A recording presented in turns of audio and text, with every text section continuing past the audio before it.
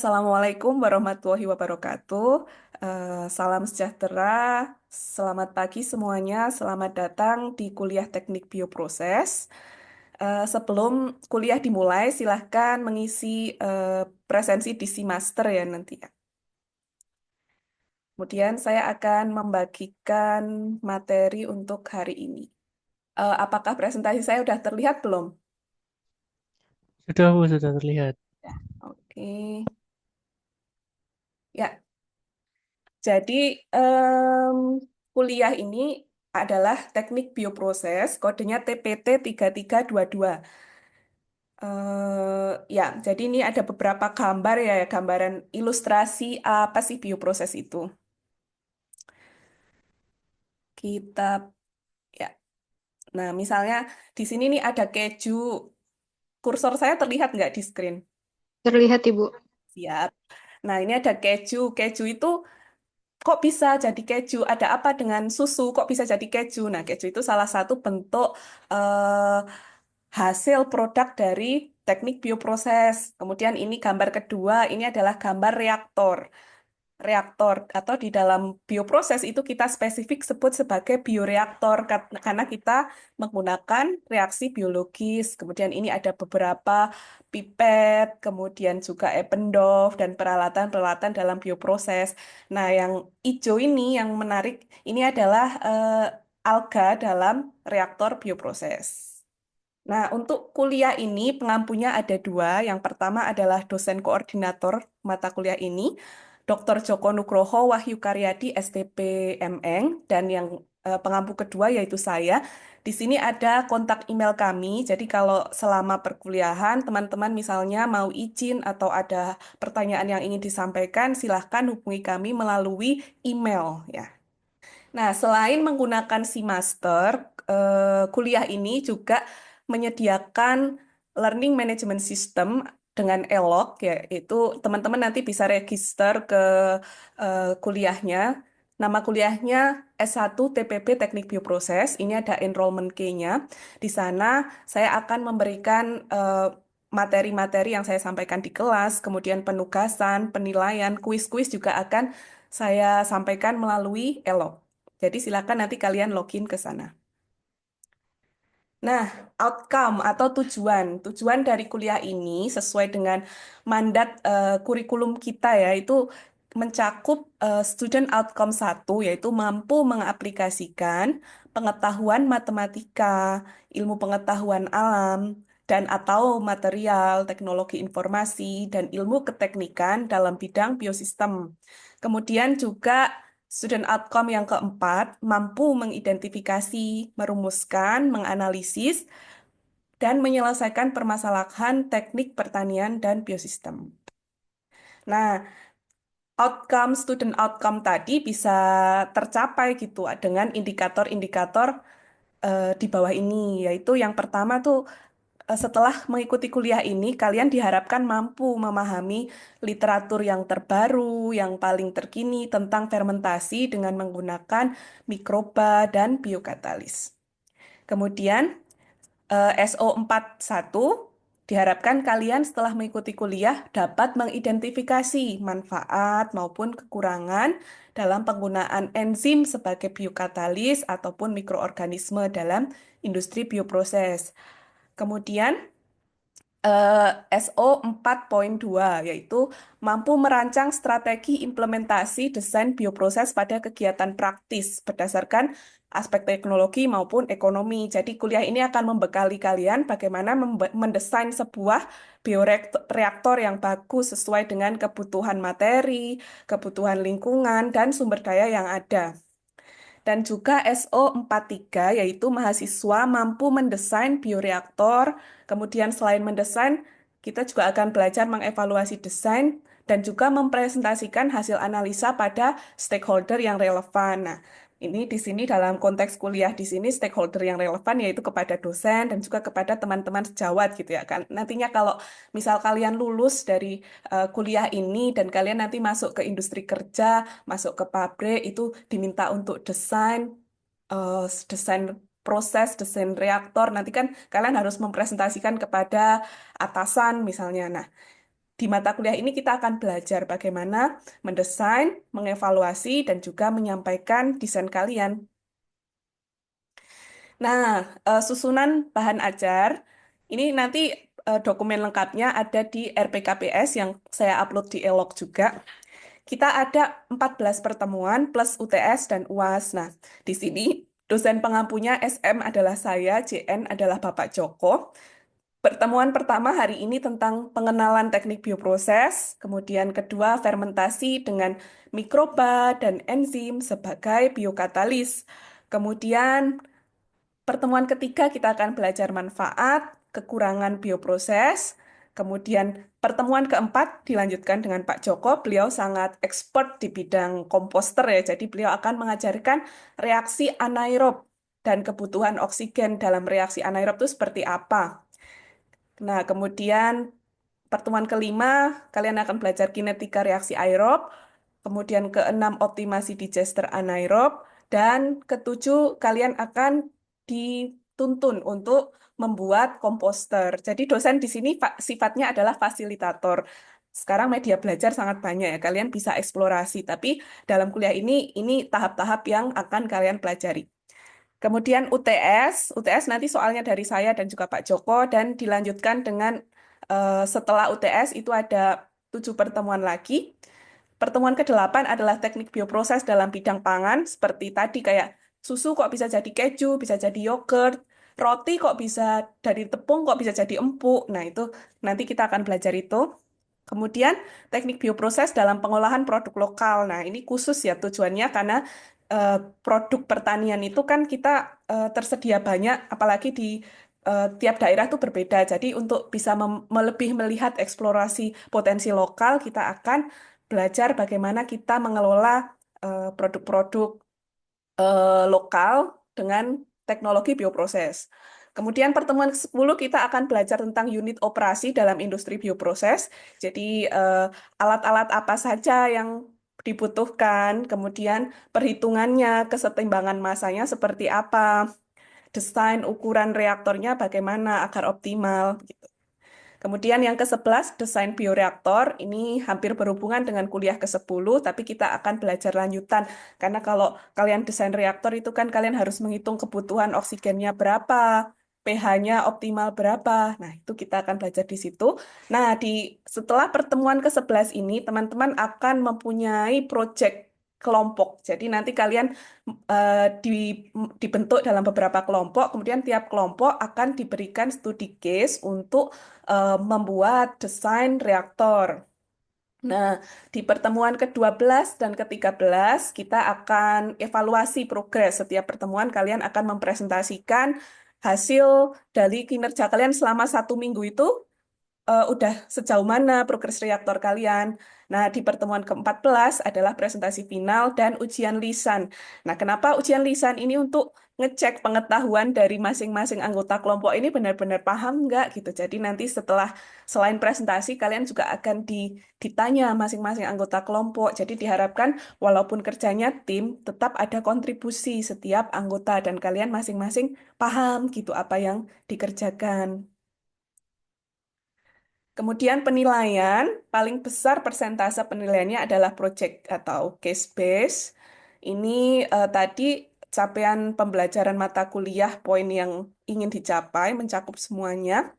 Presentasi dia 20%, tugas dan kuis 10, UTS 20, dan UAS 20. Jadi kalau misal kalian eh, apa mengikuti kuliah dari awal hingga akhir, nilainya akan bagus ya, karena penilaiannya bukan cuma dari UTS dan UAS, tapi juga project dan presentasi, dan selama kalian mengikuti kuliah, bagaimana keaktifan dalam tugas maupun kuis.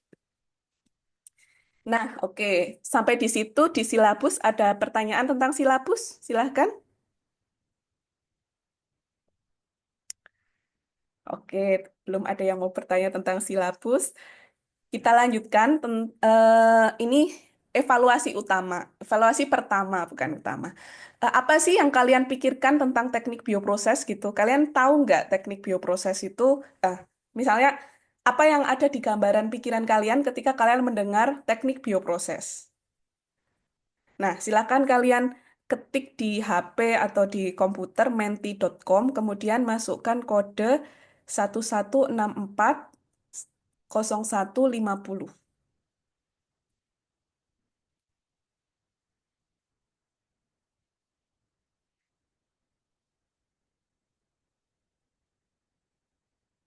1164 0150.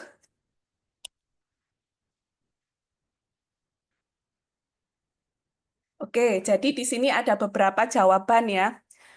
Boleh satu orang lebih dari satu jawaban boleh, silakan. Jadi di sini apa yang diketahui tentang teknik bioproses? Yang pertama ada yang perancangan dengan sistem. Ya, benar sekali ya. Jadi ketika kita belajar bioproses itu kita merancang dengan sistematis karena kita harus tahu flow-nya bagaimana yang ingin kita eh, desain itu seperti apa. Kemudian penggunaan mikroorganisme, kontrol perubahan biologis, mikrobiologi, manipulasi proses biologi, menggunakan organisme hidup. Iya, semua jawaban itu benar. Itu semua berhubungan dengan teknik bioproses. Terima kasih responnya. Ya, kita lanjutkan. Baik, jadi benar sekali ya tadi. Teknik bioproses itu adalah cabang dari ilmu keteknikan di mana kita akan belajar merancang, kemudian mengoperasikan, mengoptimasi, dan juga mengembangkan proses. Nah, bedanya apa kalau sama teknik kimia gitu ya? Karena mereka kan teknik industri, mereka biasanya merancang gitu. Kalau teknik kimia atau teknik industri biasanya katalis mereka itu berupa katalis kimia. Jadi bahan kimia yang digunakan sebagai alat untuk mempercepat reaksinya. Sedangkan dalam bioproses engineering, kita itu menggunakan katalis biologi, yaitu bisa berupa mikroba, bakteri, jamur, yeast, atau enzim yang diproduksi mereka. Nah, dasar ilmu dalam teknik bioproses itu adalah matematika, biologi, kimia, fisika. Jadi kalian akan belajar bagaimana keteknikan itu diaplikasikan pada energi, pangan, atau untuk produk pertanian gitu. Kalau ada pertanyaan silahkan berikan reaksi di sini ya di Zoom, boleh.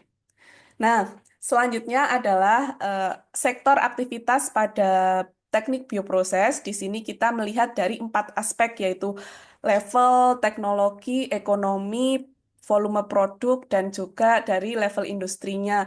Dari level ekonomi yang paling tinggi, teknologinya juga tinggi, tapi dia produksinya sangat rendah, itu di bidang farmasi. Di sini ada vitamin, vaksin, antibiotik, itu bukan bidang kita.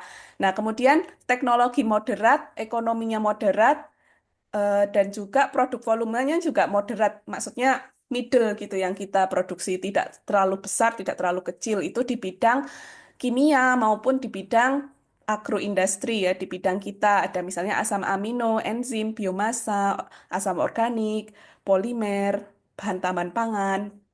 Dan yang skala besar yang kita bisa produksi dengan skala besar dan mudah, misalnya pakan ternak, metana, aseton, etanol, biomasa, pengelolaan limbah, pengelolaan air, itu economic value-nya biasanya rendah, eh, teknologinya lebih simple, tapi dia produk volumenya besar. Misalnya kalian nanti membentuk komposter. Nah, itu adalah salah satu sektor bioproses di level ketiga ini. Nah, ini ada video. Silakan kalian amati videonya. Ini ada 4 menit, tapi saya akan tampilkan selama sekitar 2 menit. Kalian amati dan apa yang kalian peroleh. Does bread get its fluffiness? Swiss cheese its holes? And what makes vinegar so sour? These foods may taste completely different, but all of these phenomena come from tiny organisms chowing down on sugar and belching up some culinary byproducts. Let's start with yeast. Yeast are single-celled fungi used to make bread, beer, and wine, among other products. Yeast break down carbohydrates like sugar to get energy and the molecules they need to function. They have two different ways to do this, the oxygen-dependent or aerobic pathway and the oxygen-independent anaerobic pathway, which is also called fermentation.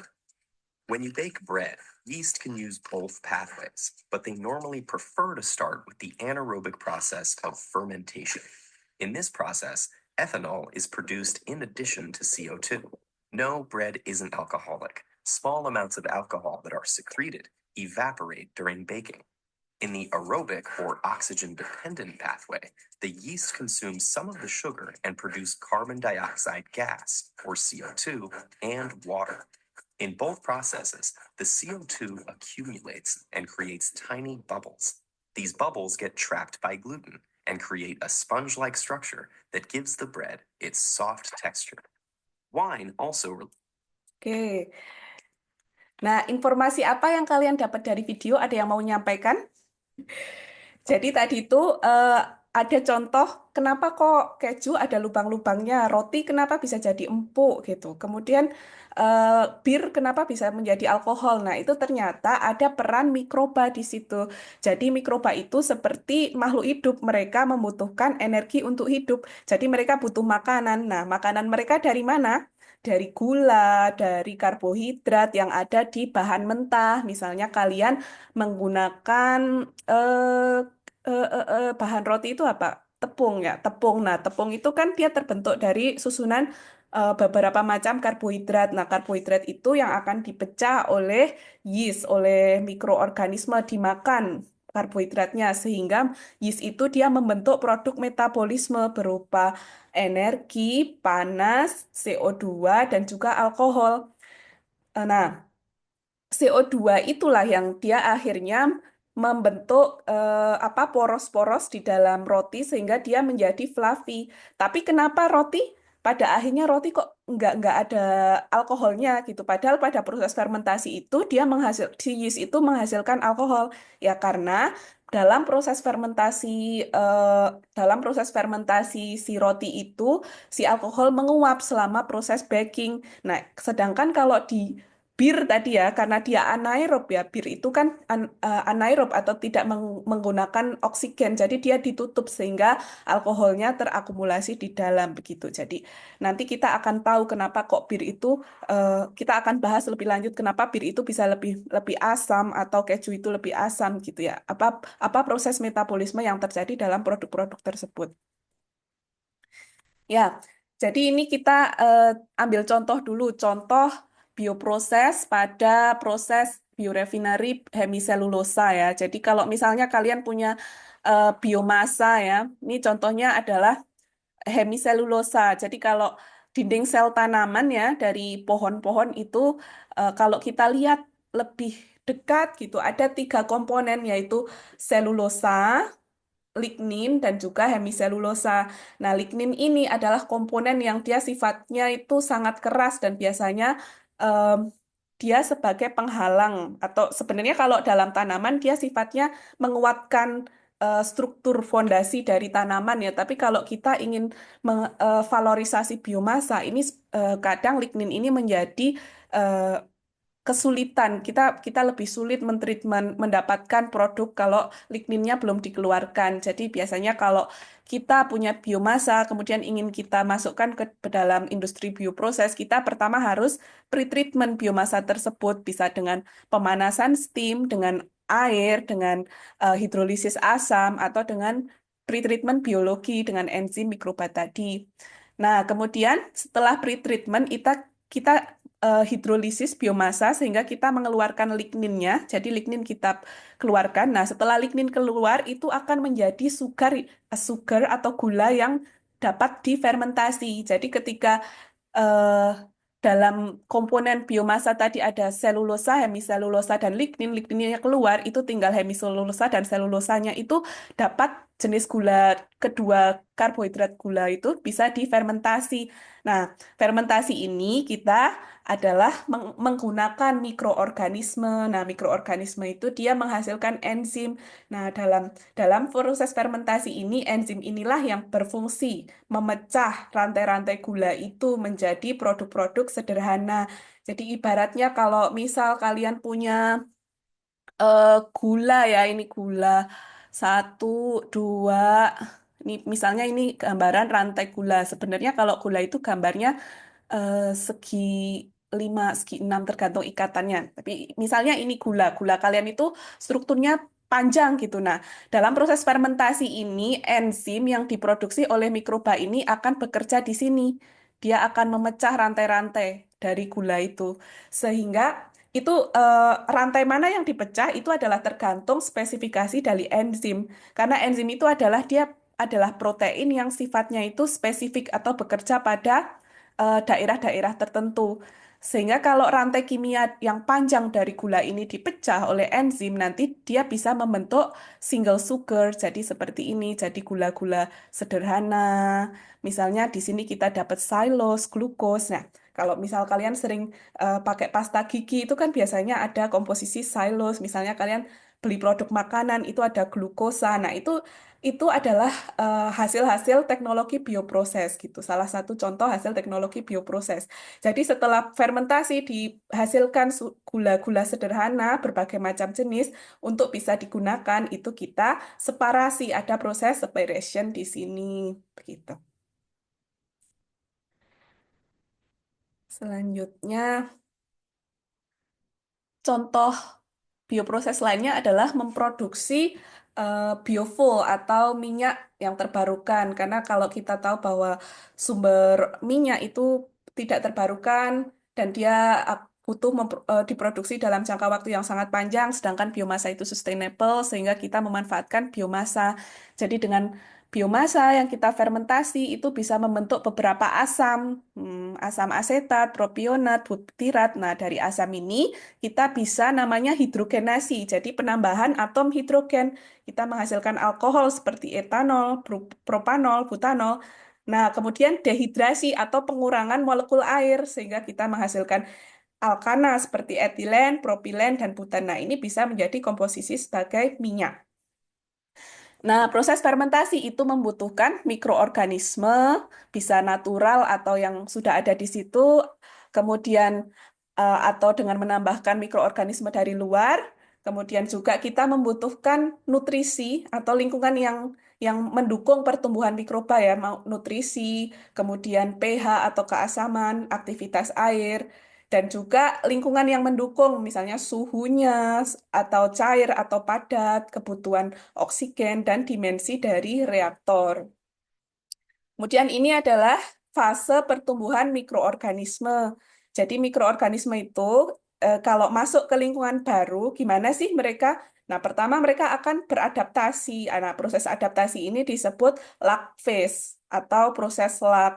Nah, setelah mereka merasa nyaman, mereka beradaptasi di lingkungan itu, mereka akan tumbuh secara eksponensial, jadi bertumbuh secara pangkat. Di sini adalah produksi paling tinggi mereka. Jadi misalnya kalau kita menggunakan mikroba A, kita bisa menghitung eh, mu kecepatan fase eksponensial mereka. Nah, paling bagus kita memanen produknya juga di fase ini, karena setelah itu mereka atau fase ini atau paling nggak kita panen di fase stasionari atau fase konstan. Jangan sampai di fase kematian, karena kalau fase kematian itu metabolisnya akan berbeda. Jadi produk yang kita hasilkan itu tidak sesuai tujuan. Misalnya kalau misalnya tadi ya kita sudah memproduksi ini asam ya. Tujuan kita hanya sampai memproduksi asam asetat, tapi karena kita eh, meneruskan proses fermentasinya malah jadi alkohol gitu. Kalau misalnya sederhananya kalian fermentasi singkong di rumah, kalau kalian over fermented gitu, terlalu lama memfermentasi si singkong itu, nanti tape yang dihasilkan itu akan berbau alkohol. Kenapa sih? Ya karena eh, asamnya itu kehilangan penambahan atom hidrogen, dia akan memproduksi etanol gitu. Oke, jadi hal yang bisa kita pelajari atau kesimpulan dari kuliah ini yaitu bioproses itu adalah ilmu teknik dengan memanfaatkan mikroorganisme atau enzim. Nah, kita memanfaatkan biomasa agar menjadi produk yang bermanfaat. Nah, tadi kita belajar bagaimana pertumbuhan mikroba itu ada fase lag, eksponensial, fase stagnan, dan fase kematian. Sekian, silakan kalau ada pertanyaan. Izin tanya Bu, Ya, silakan Mas Rizky. untuk bioproses kan itu pecahan atau cabang turunan dari ya teknik kimia sama ya turunan salah satu teknik kimia juga. Mm-mm. Nah, terus bedanya sama biokimia apa Bu? Karena kan bioproses itu sendiri tadi saya lihat juga apa ya membicarakan zat-zat kimia. Mm-mm. Bedanya apa sama biokimia?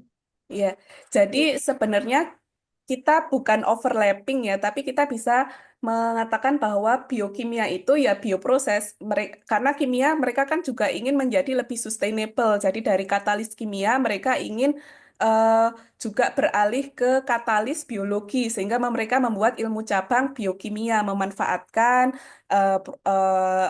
biomasa, memanfaatkan enzim ke dalam teknologi kimia begitu. Akan tetapi kalau di dalam teknik bioproses itu kita lebih fokus pada proses bagaimana memanfaatkan terutama di bidang pertanian ya. Jadi karena kita banyak punya biomasa produk pertanian maupun limbah dari proses pertanian itu kita eh, hanya belajar bioprosesnya gitu karena itu memang core dari keilmuan kita. Jadi pemanfaatan biomasa dengan menggunakan katalis biologi gitu. Jadi sebenarnya memang di ilmu-ilmu lainnya pun kita kadang hampir mirip gitu. Tapi memang eh, apa ranah yang kita pelajari karena kita sebagai mahasiswa teknik pertanian biosistem kalian kan belajar bahan, belajar konversi energi. Nah, bioproses ini membantu menambah ilmu kalian bagaimana menggunakan katalis kimia. Begitu pula di teknik kimia, mereka belajar tentang katalis kimia. Tapi karena itu mungkin dianggap kurang sustainable, mereka juga ingin menambahkan katalis biologi sebagai salah satu core keilmuan mereka. Begitu. Bisa dipahami nggak, Mas? Sudah jelas belum? Kurang lebih perbedaan penggunaan kata Bu, ya. Iya, iya. Ada pertanyaan lagi? Oke, permisi Bu, izin bertanya. Mohon maaf sebelumnya karena Ya, nggak bisa on cam ya, soalnya di ya, komputernya ini nggak ada kameranya gitu. ya nggak apa-apa. Oke, saya Antasena Mardika. Jadi yang ada di gambaran saya dari bioproses itu kan suatu proses yang mengandalkan makhluk hidup gitu. Mm-mm. Nah, seperti contohnya tadi itu yeast. Nah, dan dari sepengetahuan saya itu hasilnya itu bisa tidak konsisten, begitu kan ya Bu? Mm-mm. Nah, apakah ada metode pengendalian lingkungan agar hasil dari bioproses yang dilakukan tersebut bisa konsisten? Seperti Baik. itu. Ya, Terima terima kasih. kasih. Terima kasih Mas Antasena. Pertanyaannya sangat menarik ya. Apa ada pengendalian lingkungan? Nah, oleh karena itu, kenapa kita membuat reaktor gitu, atau khususnya dalam bioproses ini disebut bioreaktor, karena kita ingin menghasilkan proses yang sesuai keinginan kita. Jadi kita bisa mengendalikan mikroorganisme yang kita tambahkan atau mengandalkan mikroorganisme yang memang sudah ada di produk gitu. Misalnya kita juga bisa menambahkan nutrisi, tambahkan gula, tambahkan mengatur pH-nya, mengatur suhu, mengatur oksigennya sehingga sesuai dengan proses yang kita inginkan. Karena kan kita tadi sudah tahu itu sekilas bagaimana sebuah bioproses valorisasi biomasa itu dilakukan ya dari karbohidrat dia jadi asam, jadi alkohol, jadi alkan. Tahap mana nih, produk mana yang ingin kita produksi? Apa kita ingin memproduksi asam atau kita produksi alkohol? Nah, untuk memproduksi itu kita harus mengetahui karakteristik dari bahannya, bahan mentahnya, misalnya kita pakai hemiselulosa, misalnya dari jerami padi. Jerami padi ini enzim yang bisa memecah apa? Mikroba yang suka hidup di sana apa? pH-nya yang optimal berapa? Dia butuh oksigen enggak? Maka dari itu kita buatlah kita rancang reaktor ini gitu. Jadi nanti reaktor ini berfungsi mengatur lingkungan agar optimal begitu Mas Avicenna. Oh ya, baik Bu, terima kasih banyak. Ya, ada pertanyaan lagi? Satu kali lagi. Setelah itu saya tutup. Baik, kalau tidak ada, saya ucapkan terima kasih atas kehadiran teman-teman semua. Eh, Semoga kita selalu sehat-sehat dan sampai jumpa di pertemuan selanjutnya. Assalamualaikum warahmatullahi wabarakatuh. Waalaikumsalam. Terima kasih, Bu. Wah, Terima kasih.